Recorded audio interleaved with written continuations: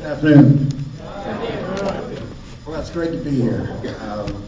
I've actually been in this region a few times now, and every time I come, it seems the momentum of what is happening around good food seems to grow. So, again, it's great to be here and to be a part of this.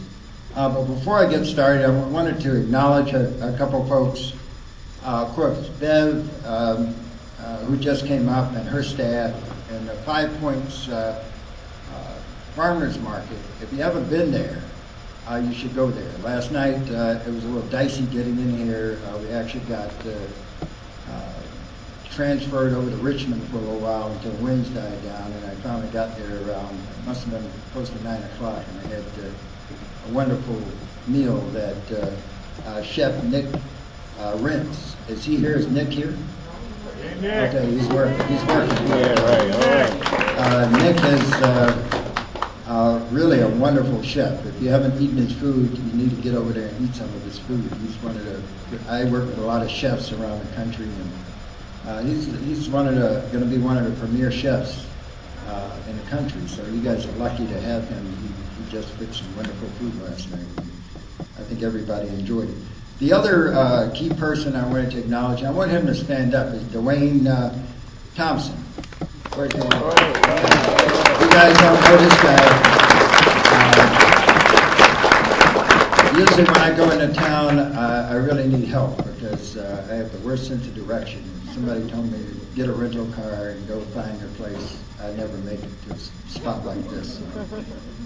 So Dwayne's been taking care of me while I'm here, and I didn't know this until I got in the car with him, that he has a wonderful company called Pure Flavor, and he has some wonderful salsa. He's got like 3 items, and I'm going to leave here with some of his product, and I'm also purchasing some of his product. We had it last night from my retail store. We're going to have 3 retail stores, and I'll talk a little bit about in the future in Milwaukee. And the rest of the folks in this fair, I go to a lot of these events, and you guys really have a wonderful fair going on here today, and just the way it's set up and everything, and kind of not in closed rooms, and people can rub shoulders and get to know each other around, good food and things that folks are doing on their small projects and on their farms and so forth. And those are the kind of events that we need to grow this good food revolution that I always talk about. So that's great. I'm actually going to be sitting down because I just had a knee replacement surgery from all that jumping up and down on the basketball court for a bunch of years. It finally caught up to me at 62. So.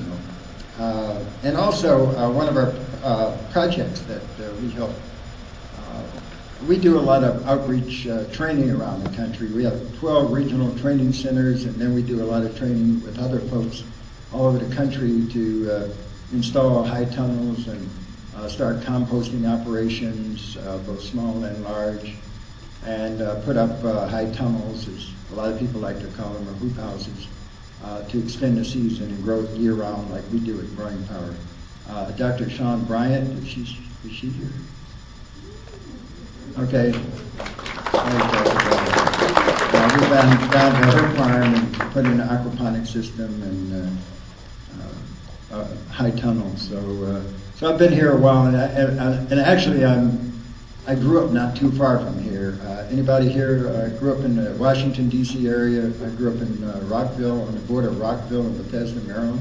Anybody here? Anybody homies here? All right. A couple. So I'm not too far. I grew up not too far from here in this region. Now I'm up in that cold country called Wisconsin.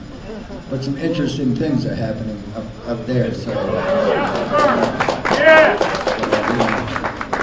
I see which side most of you guys are on. That's good. So anyway, wanted to get that out of the way. Can everybody see me? Okay. All right. Yeah, I'm a little short. One of the things, I'm not going to spend a lot of time on framing the bad food system that we currently live under, because I think you guys know all about that. But I want to talk about some of the things that we're doing at Growing Power and some of the things that are going on around the country. Because this really is a revolution now. I travel a lot, and, you know, both in this country and around the world. And we know our food system's broken. We know that we have some serious issues about our health and food, and we know that what local food can do for us in terms of not only our health, but jobs. Because I believe that this revolution will create thousands of jobs, and thousands of different, hundreds of different categories of jobs. Not just everybody's going to be out there in the field growing food, but we need all kinds of folks. We need renewable energy, people working in renewable energy. We need medical folks that are involved. We need the corporate companies. You know, 15 years ago, I wouldn't be talking to some of the companies that I work with today. But today, we need everybody at what I call the Good Food Revolution table. We need the politicos on board. We need the universities on board. We need all of these folks on board. We need them at the table. We can no longer kick those people away from the table. Because, you know, when it comes to these communities that have no food, these food deserts, and they're not only in inner cities or whatever, they're all over the country. I was just in Mississippi and New Orleans, in rural areas, in rural communities where the farm infrastructure has been destroyed, where industrial ag has taken over all these small towns. These small towns have as many social issues as any inner city community. And they're food deserts. And I get just as many calls from folks from small communities around the country as I do from inside cities today to want to grow, want to start community gardens, and want to start community farms. Because we've destroyed our family farm infrastructure. So that's what it's all about. It's about us creating this new industry. It's called, I call it the local good food industry. You guys can call it whatever you want. You can label it, you know, put labels on it if you want. But that's what it is. It's about us growing local food, getting it into our bellies in a day and a half of production instead of 10 and 12 days, when 99% of the food that we get into Milwaukee, Chicago, or Detroit, or other areas come from California or further away. And by the time we eat that food, it's lost much of its nutritional value. And we wonder why we get sick. So a local food system has so many benefits. I mean, we could sit here and you know, actually do a workshop, a brainstorm, and come up with, you know, 50, 60, 70 different things and discuss them about what a local good food system would look like and the benefits of it. So one of the great benefits, I always say, is job creation. Being able to keep that money in the local community, like you're doing here in Norfolk at the market over there. Those vendors are prospering. Those farmers that supply the produce to that market are prospering. Because as a farmer, I'm a farmer first before I'm the CEO of the Boyce. That's my greatest love, is growing food. If I could stay on my farm and just grow food, that would even make me happier than I do the work that I do. And I think most farmers are that way. Most farmers don't want to go to farmers markets. But we've been forced to be able to market our own product because the system is broken. Many of the farmers that have survived used to have brokers that you know, used and abused us. So that's why we go to farmers markets. That's why we do CSAs. But if we had a system where we had a good food hub, similar to the one that you have here in Norfolk, where farmers are able to bring in their food and get a fair price for their food, they can go back to the farm and grow more food. That's what most farmers want to do. And we got to get back to that system that we used to have in the old days. I mean, farmers markets are fun, you know, but, you know, most farmers don't like to go to farmers markets. And that's the truth. They don't like to. So we need to create a system to really help these farmers, to give them a fair price so that they can produce more food, because we don't have enough. If all of a sudden everybody in the city wanted to eat good food, we don't have enough. We don't have enough farmers anymore.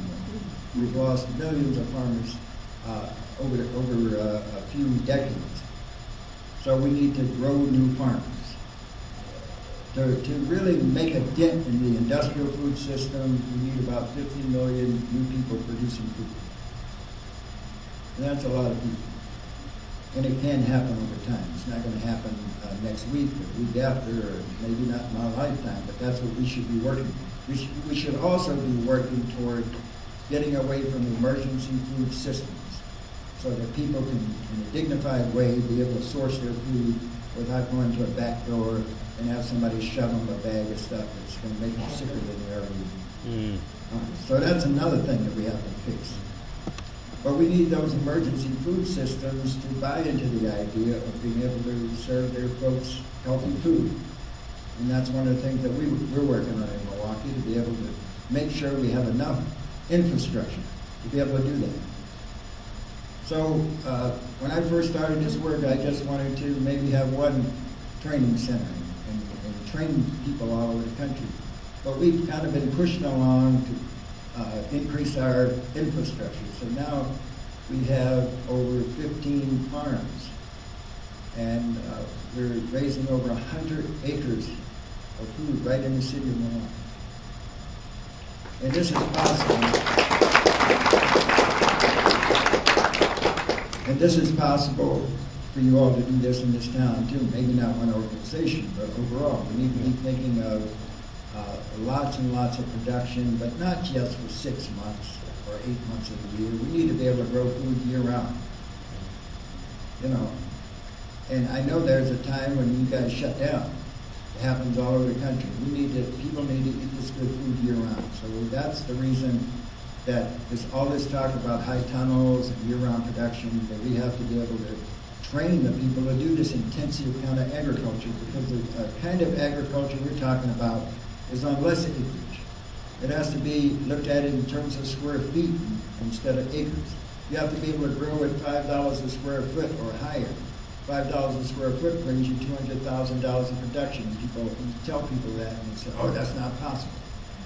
Of course it's possible, because that's what we're doing. We're growing at over $5 a square foot. Whether you grow sprouts, I know some farmers are growing sprouts, and they're making $50 for every square foot in an annual year. So think about that. And our school systems will buy this stuff. As a matter of fact, I don't even teach marketing anymore.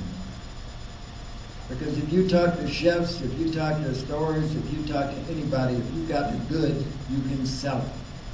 It's not a matter of trying to trick somebody into buying it, or you know, intimidating them walking in, it's a matter of they want it. They want it. The chefs, these young chefs, they want fresh stuff. They go to farmers markets. I go to a farmers market where 100 chefs show up every week. Called Green Sea Markets on the west side of Chicago.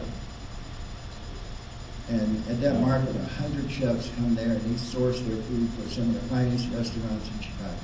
They want local food, but we don't have enough.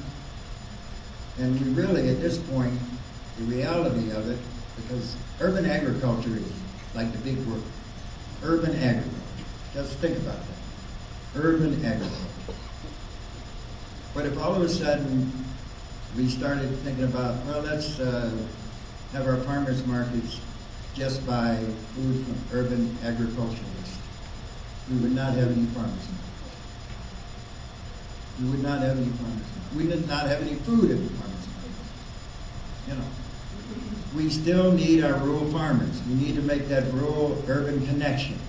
If you go to a farmer's market, most of those producers are coming from the rural community, coming into the city, so we need to support them.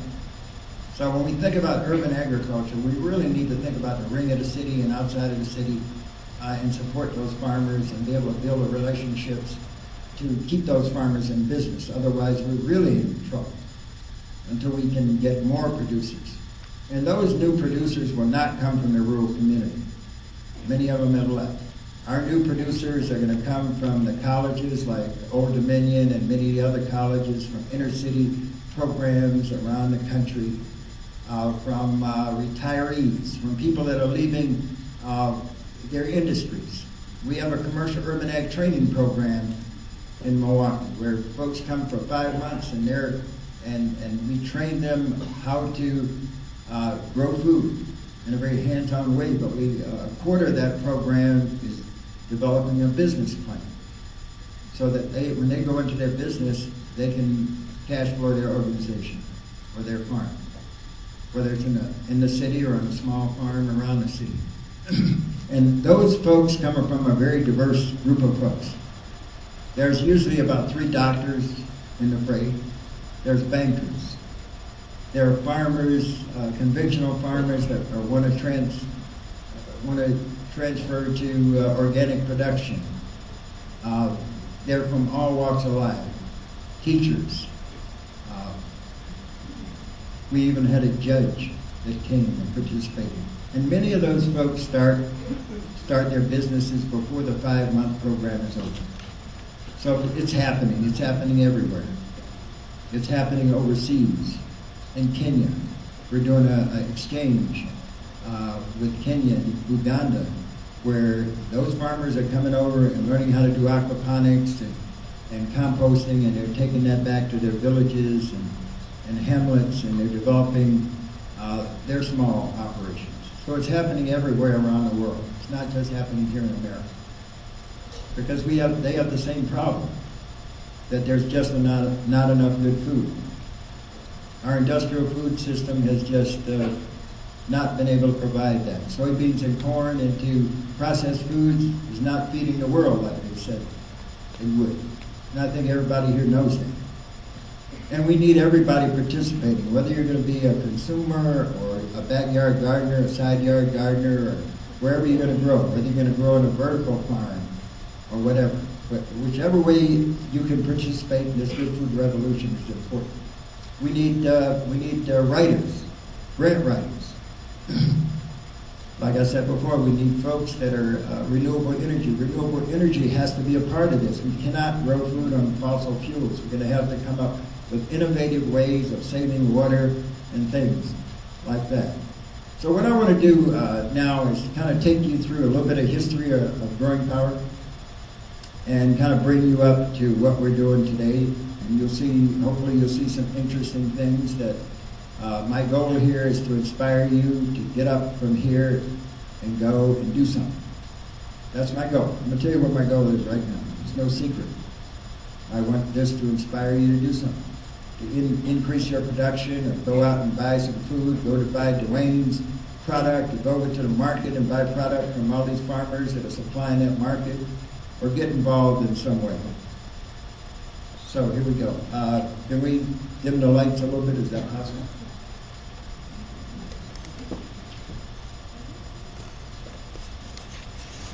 Hopefully this clicker works.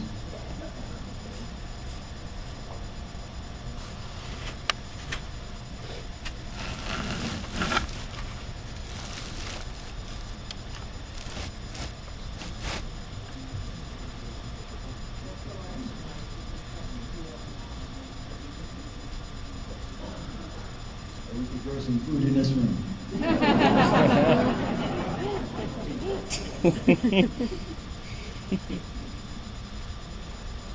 Okay, I bought the last remaining farm in the city of Milwaukee in 1993. And these are some of the earlier years and some of the things I did back then when I was volunteering, when we got started. This is what the back area, you're going to see a transformation happen.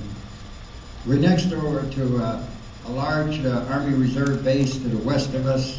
We're on the west side of Milwaukee, and we did a few row crop type things back in those days. And these are some of the young people I work with. Some of these young people are over 30 years old. And there's something different about these young people. Can somebody up here tell me what's different about these young people and young people today? Something significantly different. Yeah, so they're in dirt. They're playing on dirt. They're playing in dirt. Okay, They don't have the you guys computer can get it. They have their pants pulled up. These were some earlier attempts at composting. We started with just a few piles like this, and the kids would sift the soil. And we had a chicken tractor. You can see one of the A-frame greenhouses These greenhouses were constructed in the late 1920s, and this is what we used to do. Then we increased our composting because next to engaging the community, the second thing you have to do is grow soil, because our soil is contaminated. Whether we're in rural America or suburban America or definitely in urban America. So soil, if you remember anything about this presentation today, it's all about the soil. It's all about the soil. We're growing food. You can ask any farmer that's doing sustainable farming. We started doing some vermicomposting. We started with about 30 pounds of worms back in those days. And those greenhouses were very cold, so the kids wore coats back in those days. And then we started this heifer project with these 3-barrel configuration aquaponic systems. And these systems,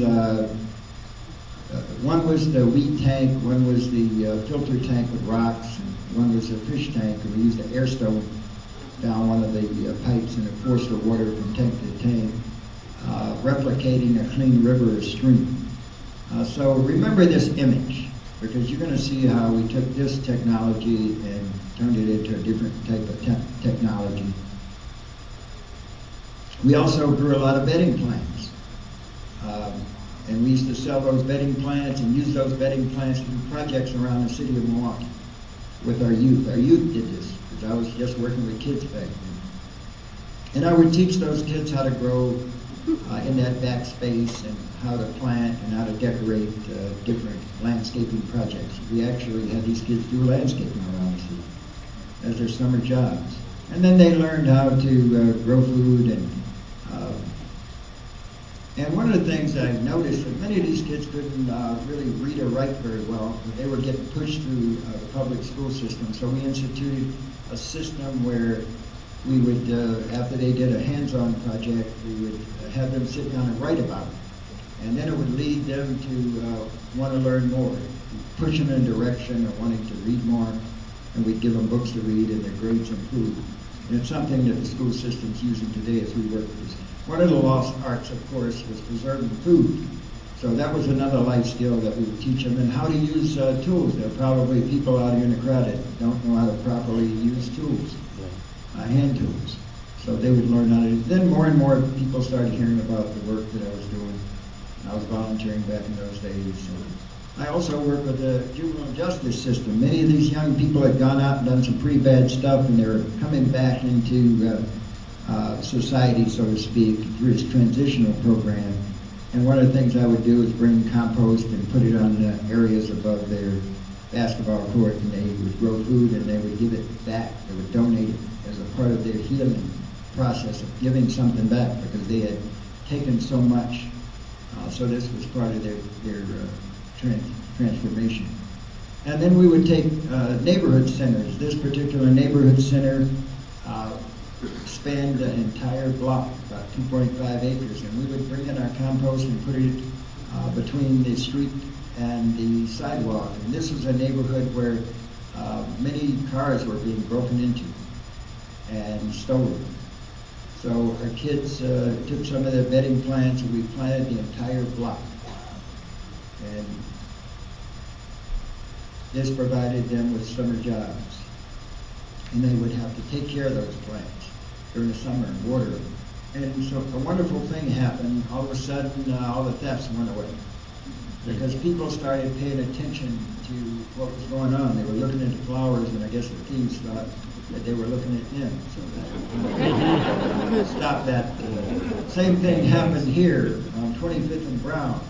I would call these flower explosions. We would bring in about 100 yards of compost, and one day we would transform this vacant lot into these flowers, and the kids would take care of those flowers. And neighbors participated in that process, and they got to know each other, because this was an important thing. And that's what growing food, community gardens are all about, is to bring people together. And the kids would. And then folks from outside of Milwaukee would come, native reservations, because they were going through a process where they had 40% diabetes on some of their native lands. And on Inglewood, on the south side of Chicago, where there was a murder every day, we used food as that piece to bring people together and get the kids off the street. And in 1995, our Milwaukee Journal Sentinel did a front page story about me working on this, and then I really got lots and lots of organizations started calling these schools, and they wanted me to work on their projects, and that's kind of launched us into 2000. And then you'll see the changes that have happened to Growing Power since that time. This is a aerial view. It's a little dated now, but give you an idea of what the facility looks like a couple of years ago. Like I said before, we're powered by a lot of renewable energy systems. One of the things that I work on is trying to come up with different projects that can reduce our cost. Because we pretty much cash flow our organization. Over 50% of our funding comes from our own efforts of selling products and services. We have about 30 different income streams. And to be able to do that, we have to decrease our fossil fuel use.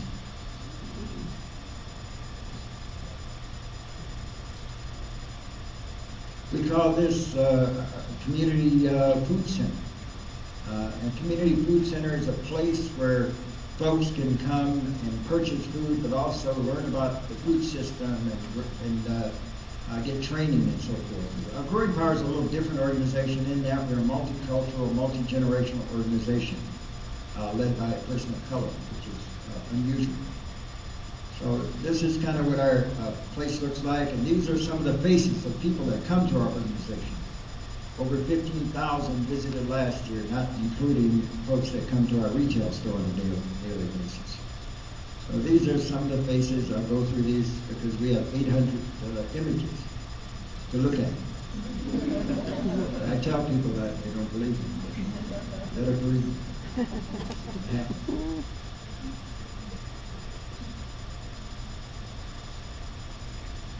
These are the faces. Very multi-generational.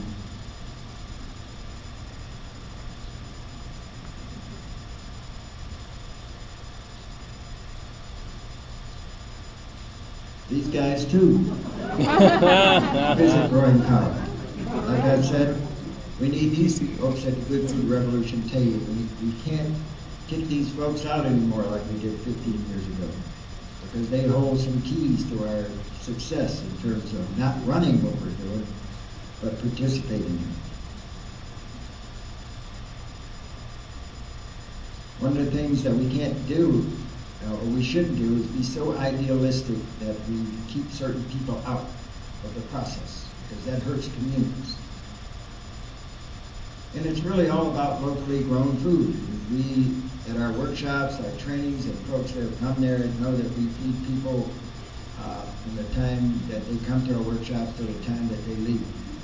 And that's really important, to feed people with really good food, because that's what we're doing. It's not like hot dogs and hamburgers and chips and stuff like that.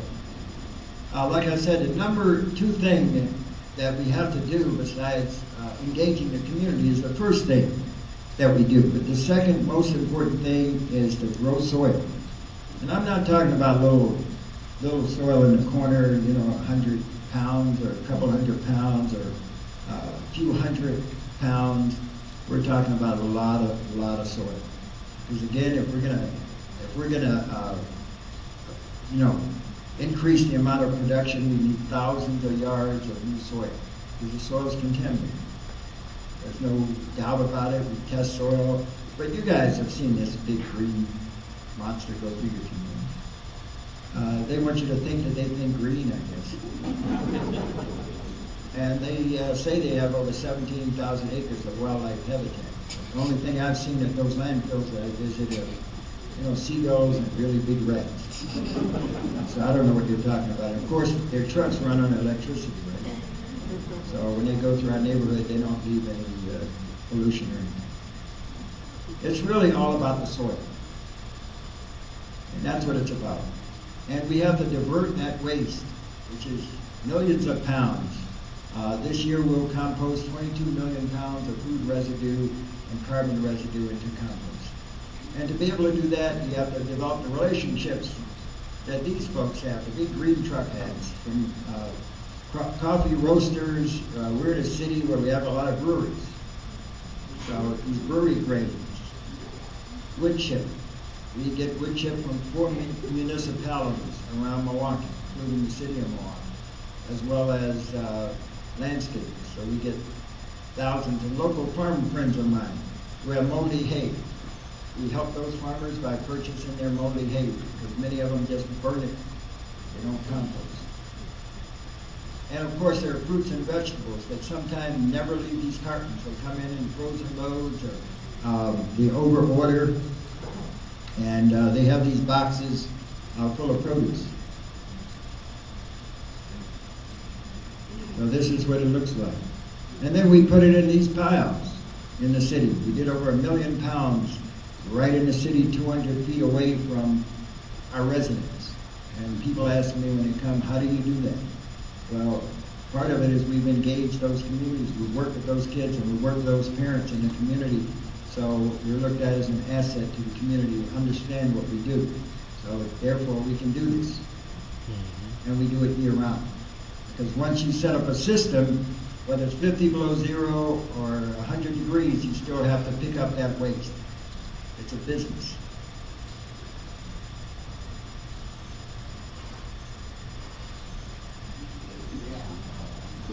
And then we have product that can go out in the community to build beds. And then we teach this at workshops. People come in, and in the smallest configuration is a 4x4 pallet configuration. It holds about 40 wheelbarrow loads of carbon and nitrogen. So we can get the temperatures up to 150 degrees. So we have a lot of fun at the workshops. We teach folks how to do layers of carbon and nitrogen. Get somebody up there with good legs and maximize. Yeah.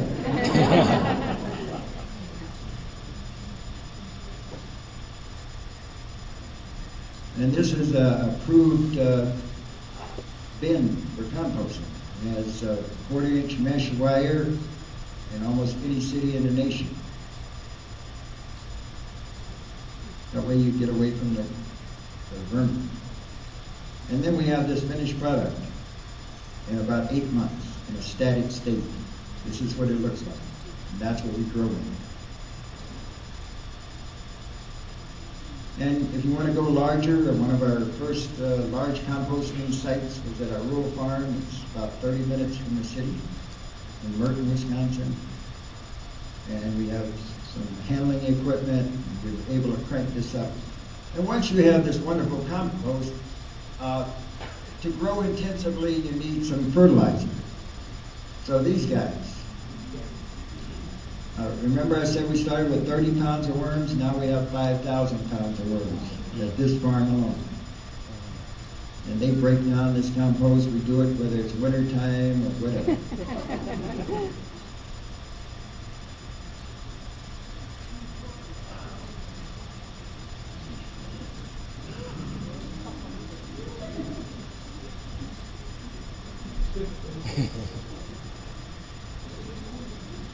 And that's a cocoon. That's what from a Senia fatida.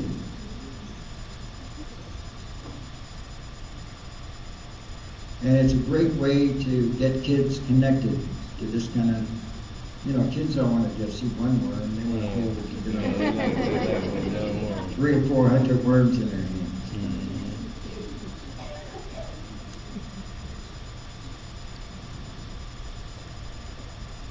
People are fascinated by worms. Look at this guy.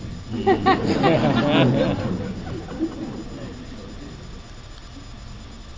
don't know what she found in the worm, but she found something interesting. And then we use this method to screen the worms because they're a livestock. They're actually, in a way, I said we have 60 employees now at Growing Power, but we really have more like 60 billion employees. And I really like these employees because they never talk back. You just feed them and they work for you.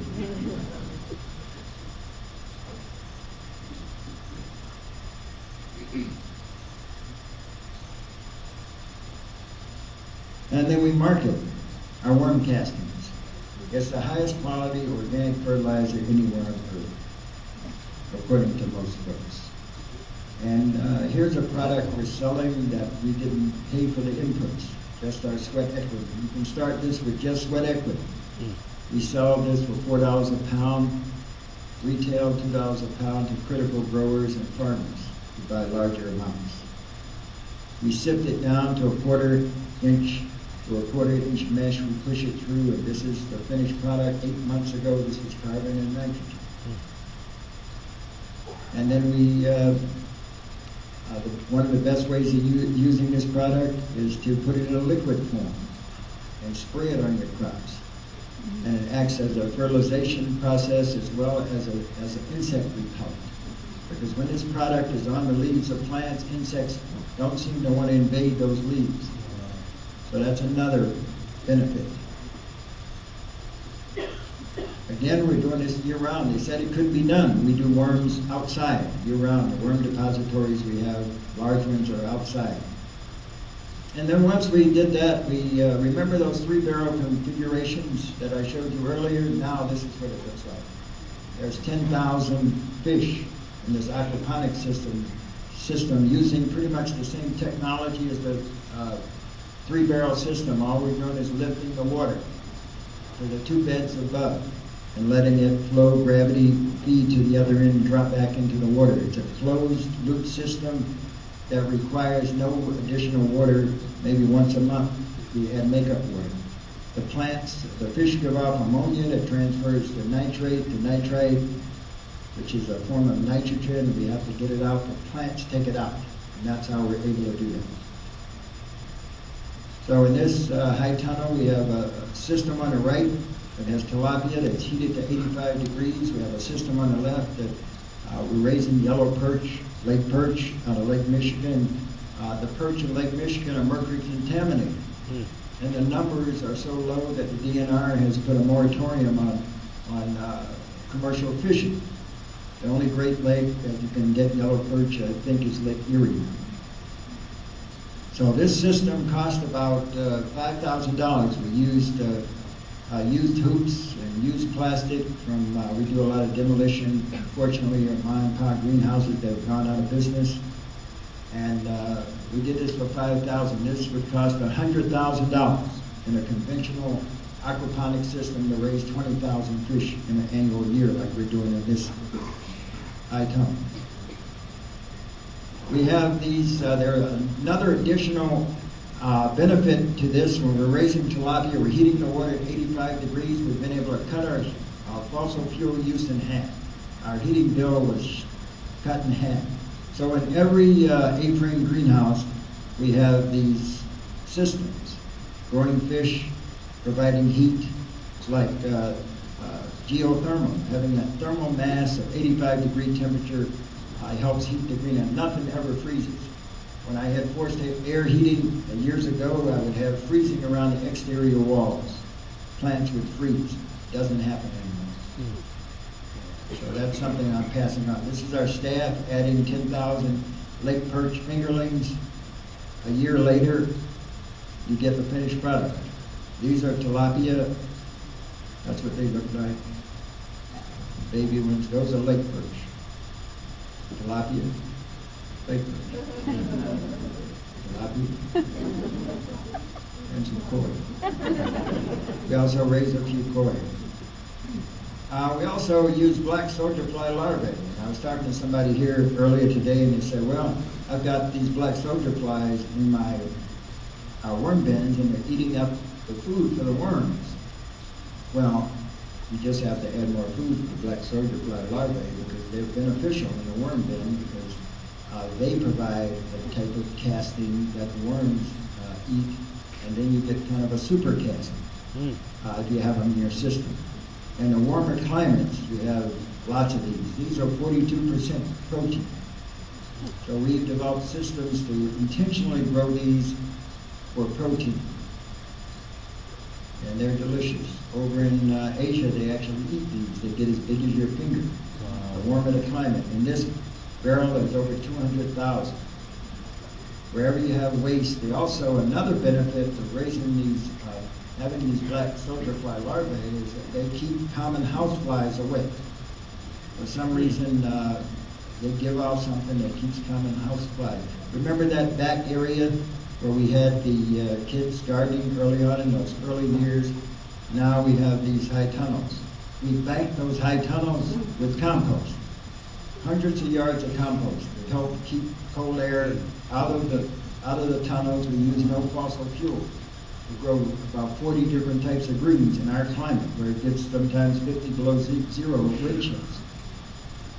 And the reason that happens is because there's 150-degree temperature on the exterior walls, and we have compost on the interior walls.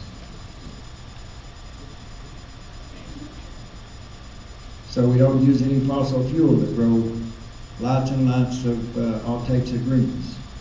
And these are the beds that we built from compost. Again, we do not have any digging equipment for any of our production in the city. It's all new soil. So that's why I say you don't need hundreds of yards, you need thousands of yards if you're gonna scale it up.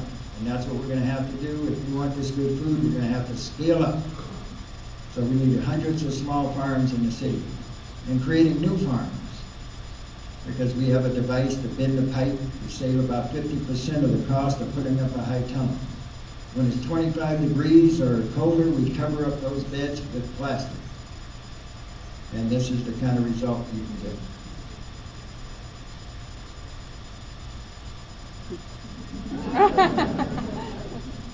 That's my photographer's son.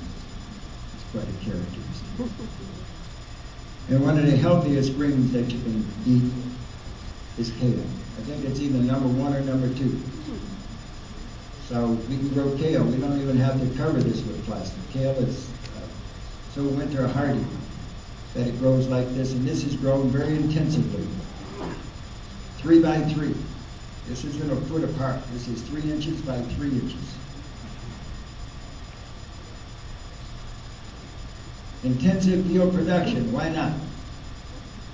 If you get your soil right, this is what you can do outside. You can grow at $5 a square foot on your farm outside.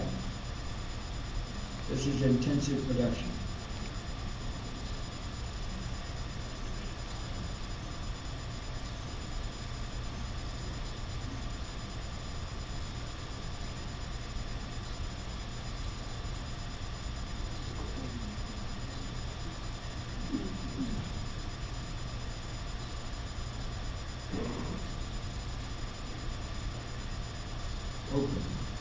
Very intensively planted.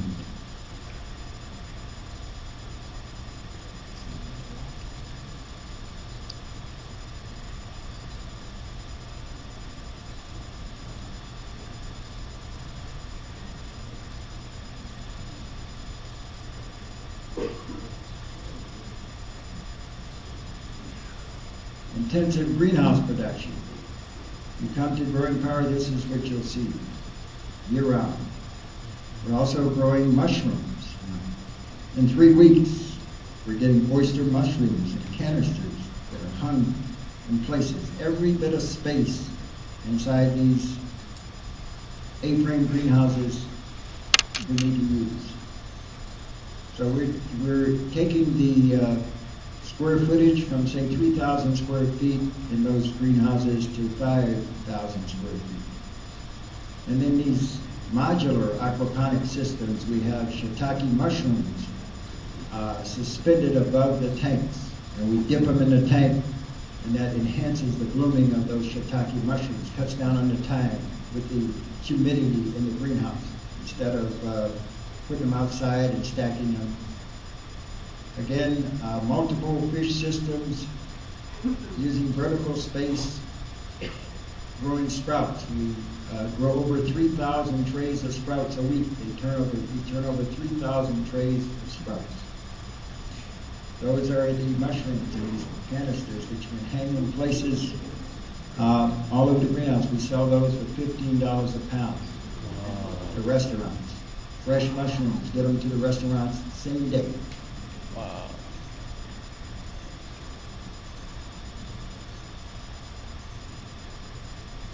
Intensive greenhouse production, that's what it looks like.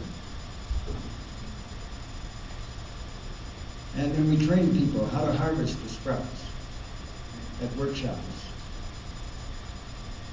And then we process everything on site. Certified, state inspected, city inspected. We go through all those protocols of inspections. And this is what the finished product looks like. We have permanent placements. This salad mix has 12 different greens in it. It's a preferred salad mix in Milwaukee and Chicago. So we have no problem selling our product. Again, let's not be thinking about the old days when people, we only had a few restaurants that would buy this stuff. There were a few people that would buy this stuff. Everybody wants this good food. Everybody wants this good food. We just have to produce it. That's where the weakness is right now, in production.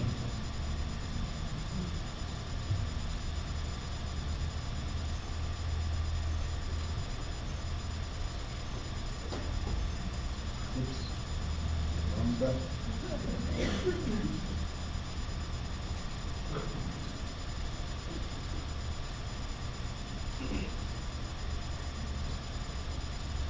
You guys can do this.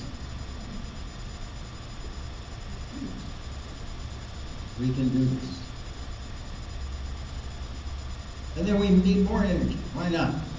Anaerobic digestion. Not all the food waste needs to go to compost. There's so much food waste. We're just picking up a little bit. When I say 22 million pounds in an annual year, that's nothing. There's lots out there. So why not turn some of that into energy? This is a process. I have a partner in this process. It had never been done before on a continuous flow basis. We're taking solid food waste, grinding it into a slurry, putting it in this tank, and we're trying to produce acetic acid, which we were able to do. The tank's heated to 100 degrees to activate the bacteria, and we take off 1,000 gallons of acetic acid every day and grind in 2 tons of new waste every day. We did that for 3 months during the test. Comes out of that tube into a 1,000-gallon tank. We suck it into an airlock system into the tank. There's a big auger inside. That's my partner in crime on this project, Mark Heffernan, who designed this product. We sucked it, we pushed it through a 12-inch hole for 3 months. He'll never be the same. I recovered, yes. Looks like medicine or PC. That's what it looks like. Solar energy, why not? We're on one of the busiest streets for many years. Our utility company was trying to get me, but you got to have a lot of money up front to buy the system. They have our energy company has a rebate of about 70% of the cost, but you have to pay for it up front. This system costs over $100,000. Our staff, we have some very talented carpenters. We built this pergola and the stand for it to go on. The energy solar guys came in and installed the panels. Each one of the panels, this is the latest and greatest technology. Each panel has its own inverter, which means that if one panel goes down, the other 47 panels continue to work. So we installed this about a year ago. Now we have this large array. And the utility company came in. We also put in a solar hot water heating system that provides 70% of the hot water that supplies our fish. And this was a delicate process with these panels. That the system had to be built very strong. We sunk these 6x6 holes in the ground, 4 feet below the frost line, and now you have this system up and running. Water catchment. We work with the Metropolitan Sewage District. We have a problem with our deep tunnel, so they have programs, grant programs to divert water from the street that goes into the sewer system. So we built this system. When they built these greenhouses, they pitched everything to the east, so we were able to collect that water into a fish system. So the fish system doubles as the water catchment system. So we're raising lake perch outside. These are breeders, because they have to go through a temperature change to trigger the breeding. And then we circulate the water back inside to a fish system inside, so the water is always moving. Goes into this system. We're also able to draw water up, pressurize it, and water our plants off of the system that has the rainwater. We also have animals. We have goats. We have 39 goats. And these are alpine, so we make artisan cheese. It's another thing that we've gotten into. So it's a pretty interesting characters. And we have 500 layers. We also, this is a private project of mine to breed heirloom turkeys in the sea. And bees, we get over 100 pounds of honey per hive. We have 19 hives. And we teach beekeeping. It's one of the things in the city. They have a business in Chicago, where we also have 4 other farms in Chicago. There's one project in Chicago with ex-offenders that are operating called Beeline. If you want to look it up, Google Beeline, you'll see a fabulous project where these men now have their own business, providing many bee products. So we train young people, older people, middle-aged people, everybody how to do beekeeping in the city. One of my favorite projects is working with folks that have some type of disability, but they're not handicapped. Because this young lady, within a half hour, she was totally sightless. I was able to show her how to seed sprouts, a sprout tray, and how to harvest. Catholic Charities, these folks wanted to grow a garden. These are senior immigrants who were playing cards in that building, and they wanted a garden because they came from their country. Many of them were abused and lost their farms, and they wanted to grow food. So this is what we did. We brought in wood chip, we put our compost down, and now they have this wonderful garden on top of asphalt. And we had a dedication. Kohl's Corporation, I said we're working with corporations. We have gardens at the daycare center. There are 5,000 people, one of the most successful corporations in America today. Coal stores. They volunteer at Growing Power. They have a foundation that we've been able to tap into. So we put in gardens all over the corporate campus, and their employees volunteer and take care, very intensive. The city of Milwaukee became the 4th city in the nation to have a garden. The City Hall, the mayor called me, wanted a garden, we put a garden in. This past year, we increased the space of the garden. Our interns come from all over the country. Actually, we brought compost down. They used to grow flowers there. Now they're growing food. That food goes to Feeding America. Rockwell Automation, another international company, 4,000 employees, wanted a farm stand. So we put a farm stand at the corporate headquarters in a food desert. They're located on the south side of Milwaukee. Discovery World Museum on the lakefront. They wanted to display aquaponics, so we built this aquaponics display in their water section. Forest Home Cemetery, why not? Many years ago, there were greenhouses at cemeteries where they grew the flowers. So I got a call from the cemetery, and they wanted us to tear down the A-frame greenhouse. I looked at it, told the director we couldn't tear it down, couldn't put it back together. So we negotiated, and now we're growing food at a cemetery. And we're keeping people out of that upper left-hand quadrant a little bit. So my point is, we can grow food anywhere in the city. No place is off limits. Let's find a space. Let's find a space. Let's negotiate with folks. And so this is the cemetery. It's highly productive. Washington Park, we put in 40 beds with our compost. That's why you have to have that compost, that new soil. The mayor, aldermen participated. Lowe's Corporation provided these little boxes. We filled them with compost, and 40 homes had gardens for the first time. King Drive, we started a market on historic King Drive. They're resurrecting King Drive, and we're putting a 2,000 square foot store that'll be open probably 1st of April with organic food. Imagine that. Organic food in an inner city area mostly African American area. Folks will be able to glean healthy food. But we started with just a farm stand outside the last 2 weeks. This is our new composting area, working with the Metropolitan Sewage District. Once again, relationship. It's all about, our theme this year at our workshops is build relationships into partnerships. That's where it's at. We need everybody at the Good Food Revolution table. These folks are there, even though they are under a lot of scrutiny for dumping into Lake Michigan because their system doesn't work. So these old lagoons, we got 4 acres. Now we're composting. This is where we take our 22 million pounds of carbon waste and nitrogen waste, and we do it every day. We have 2 people that work this site.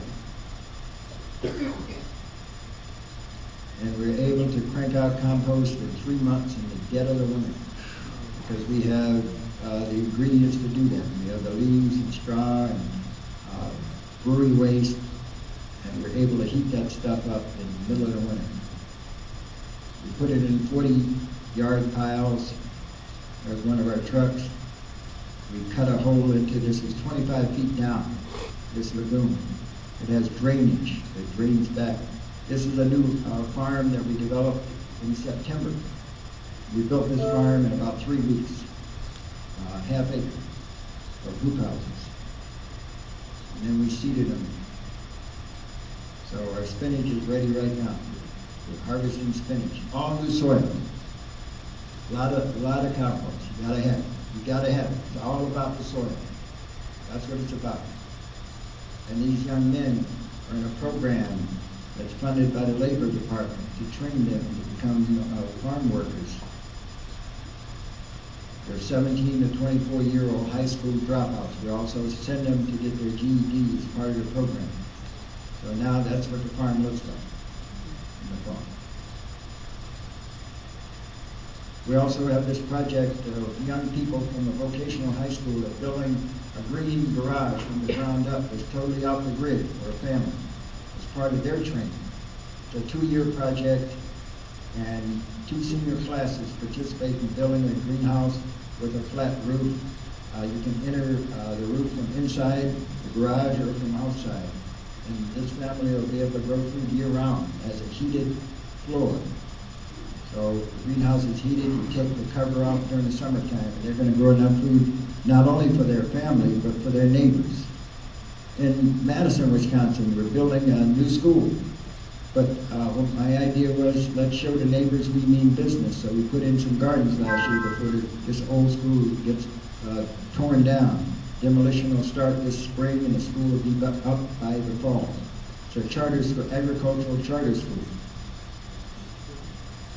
Boys and Girls Club. These young people wanted a garden in the park, so we brought in compost, and now they have a garden. Maple Tree, 5-acre garden. We work with Milwaukee Public Schools to get this land. Within 4 weeks, we put down compost. We had a big dedication with the mayor and the school board superintendent. It had never been done before. We have a 20-year lease on this property. You know, what you want to do when you start doing this stuff is make sure you get long leases, because you're making a big investment with your soil. But every yard of soil is $75. Within 4 weeks, these young people in this very stressed out neighborhood with several gangs on the northwest side, they're eating food. And the kids are participating.